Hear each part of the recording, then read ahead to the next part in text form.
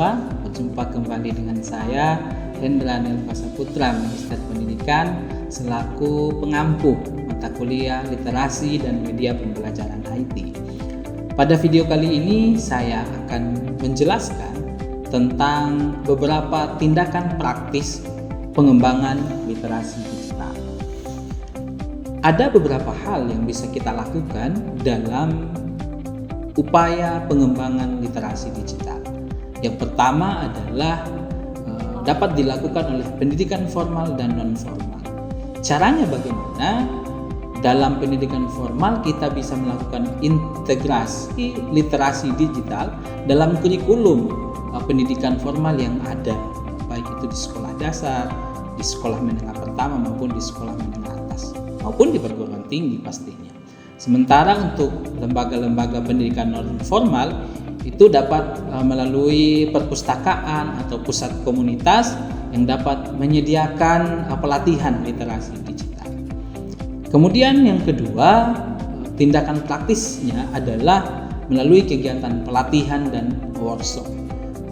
Melalui kegiatan pelatihan ataupun workshop ini kita dapat mengenali atau mengetahui literasi digital atau berbagai macam literasi digital seperti keamanan online, penggunaan alat-alat digital, kemudian evaluasi informasi. Yang ketiga adalah penyediaan sumber belajar online. Tindakan ini tentu dapat kita lakukan secara gratis, secara mandiri, sehingga orang juga bisa mengakses dan mempelajarinya secara mandiri. Misalnya kita bisa menyediakan artikel tentang literasi digital, membuat video-video tentang bagaimana dalam pemanfaatan literasi digital, ataupun mengadakan kursus daring dalam implementasi atau pemanfaatan literasi digital. Kemudian selanjutnya adalah mendorong berpikir kritis. Maksudnya adalah kita harus bisa saling mengingatkan antara satu dengan yang lainnya tentang bagaimana ketika kita menerima informasi, bagaimana kita mengevaluasi informasi-informasi yang masuk itu benar atau tidaknya, atau dalam bahasa yang kita lebih kenal itu adalah hoax. Ini tentu butuh kemampuan berpikir kritis yang baik sehingga kita bisa mendeteksi kebenaran informasi yang kita temukan dalam ragam platform digital. Kemudian yang selanjutnya adalah pengaturan waktu digital. Kenapa pengaturan waktu digital ini menjadi penting? Tentu kita butuh manajemen waktu yang baik agar kita tidak berlarut-larut dalam menggunakan ragam platform digital yang ada. Karena semakin lama kita berada atau berselancar di dunia maya, maka semakin besar potensi untuk kita menemukan ragam informasi yang bisa saja itu tidak benar.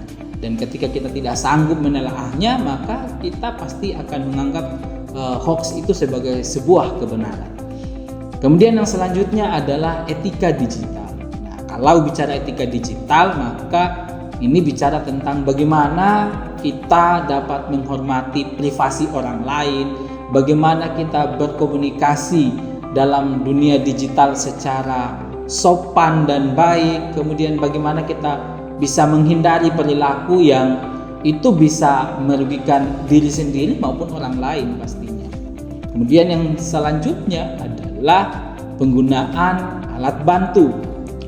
Nah, kita perlu mengajarkan penggunaan alat bantu seperti misalnya kita mengatur privasi dalam media sosial, kita menggunakan kata sandi yang aman dalam media sosial sehingga media sosial kita tidak dibajak oleh orang lain. Kemudian kita bisa menyediakan atau membelajarkan orang tentang software antivirus berkaitan dengan agar platform kita tidak bisa diakses oleh orang lain. Kemudian tindakan selanjutnya adalah berpartisipasi aktif. Tindakan ini berkaitan dengan bagaimana kita berpartisipasi aktif dalam media massa atau dalam platform-platform online dengan cara yang positif dan bermanfaat. Tentu kita sharing informasi itu kita lihat dulu informasinya benar atau tidak, informasinya bermanfaat atau tidak.